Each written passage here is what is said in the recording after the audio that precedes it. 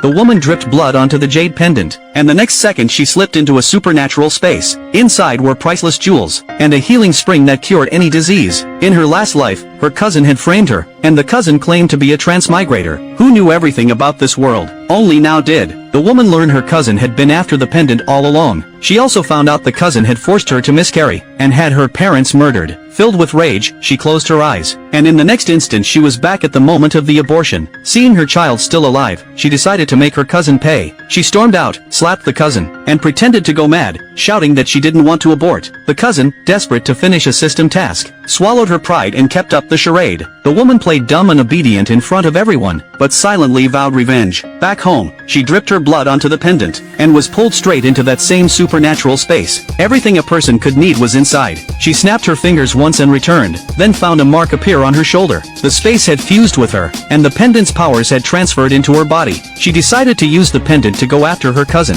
Not long after, she thought of her husband, the man she didn't love, but the only one who still cared for her after her death. She didn't want to waste him this life, so she called him. Hearing his voice, she was excited. He immediately fussed over her. She told him she wanted to join the troops with him, and he promised to pick her up. He ordered his men to renovate a house, just to give her a comfortable place to live. After they hung up, the cousin barged in, trying to stop the woman from discovering the pendant's true power. When the cousin kicked at the door, the woman splashed a basin of water on her, feigning innocence as she helped wipe the mess up. The cousin demanded to know where the towel came from, and the woman said she'd grabbed the wrong one, meant for cleaning up dog urine. The cousin flew into a rage. The woman stroked her pendant casually, and the cousin suddenly softened, and pretended her earlier words were just heat of the moment talk. Then the cousin offered to lend her money for the abortion, claiming it was awkward for the woman to keep the pendant, and insisting she'd hold it for safekeeping. The woman pretended to be reluctant, and the cousin snatched the pendant, right into a trap. Meanwhile, the cousin's parents arranged for her to be taken to a shady clinic,